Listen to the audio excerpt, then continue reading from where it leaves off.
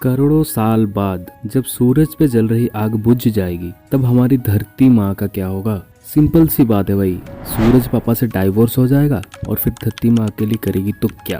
हमारे जिंदा रहने का सबसे बड़ा कारण सूरज का जिंदा रहना है। जब तक सूरज पे आग जल रही है तब तक हम जिंदा हैं। जिस दिन ये आग बुझी ना तो मान लो तुम और हम सब खत्म। पर भाई टेंशन मत लो, भगवान की दया से हम सूरज खत्म होने से बहुत पहले ही निकल लेंगे। या तो ह्यूमन स्पीसीज ही खत्म हो जाएगी या फिर हम कोई नई प्लेनेट ढूंढ लेंगे जिस पे हमारी नई बकचोदियाँ स्टार्ट होगी। सो बकचोदी को रखते हैं साइड पे। मान लो हम सूरज को थोड़ा पहले बुझाने की कोशिश करें तो क्या होगा। अगर हम सूरज से भी बड़ी बाल्टी में पानी भर के डाल दें तो क्या होगा। ये जानने के लिए हमें सूरज को समझना होगा। एक दिन में जितनी भी सनलाइट अर्थ तक पहुंचती है ना, अगर उसे स्टोर कर लिया जाए तो हमारे पास 170 ट्रिलियन किलोवाट्स एनर्जी आ जाएगी। इतनी एनर्जी इंसानियत को हज़ारों सालों तक जिंदा रखने के लिए काफ़ी है। लेकिन ये एनर्जी तो सिर्फ अर्थ तक पहुंचती है। अगर सूरज की एक दिन की पूरी एनर्जी को मेज़र किया जाए तो हमें मिलने वाली एनर्जी से 2 बिलियन गुना ज़्यादा होगी। लेकिन ये एनर्जी साली जाती कहाँ है। ऐसा नहीं है कि एलियंस ले जाती है, ये एनर्जी सिर्फ स्पेस में वेस्ट होती रहती है यार। अगर हम सूरज की सिर्फ एक दिन की पूरी एनर्जी स्टोर कर लेना तो हम करोड़ों सालों तक जिंदा रह सकते हैं उसी एनर्जी के सहारे। अगर अब भी हम संभल जाए और सोलर एनर्जी यूज़ करने लगे तो बिजली के बिल भरने की ज़रूरत नहीं पड़ेगी।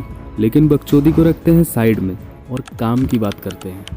रिलेटिविटी थ्योरी के अकॉर्डिंग अगर किसी बॉडी में से एनर्जी निकलेगी तो उसका वजन कम होता जाएगा। तो सूरज जो हर टाइम जलता रहता है, एनर्जी रिलीज करता रहता है, इसका वजन हर सेकंड कम होता रहता है। अराउंड 40 लाख किलो वजन हर सेकंड कम होता रहता है।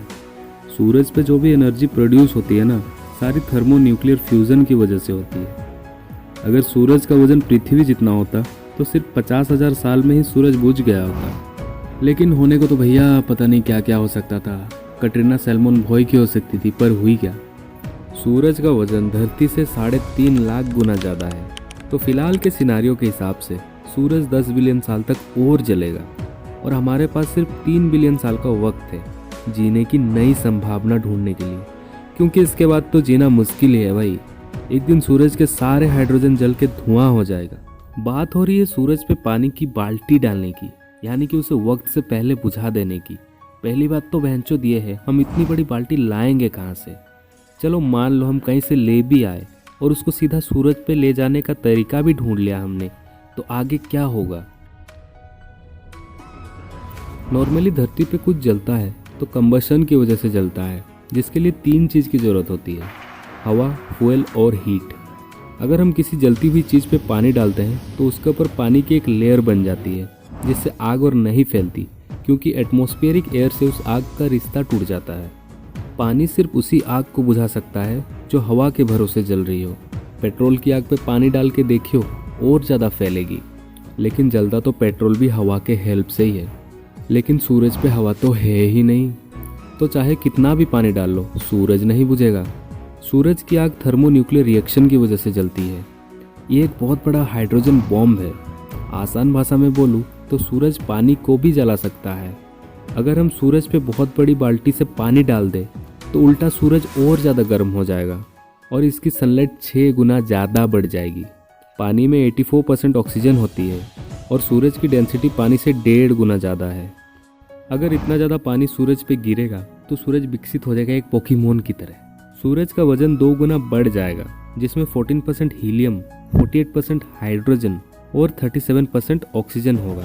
सूरज बिल्कुल नया बन जाएगा, एक नए प्लेनेट की तरह। लेकिन धरती को जो आग लगाएगा ना, उसमें तुम और हम सभी मारे जाएंगे। तो यही होगा जिस दिन इंसान के मन में बकचोदी के गुब्बारे फूटेंगे और वो सूरज के साथ होली खेलने जाएगा। तो हाँ यार, आज की बकचोदी यहीं समाप्त करते हैं। आशा करता हूँ आपको वीडियो पसंद आई होगी।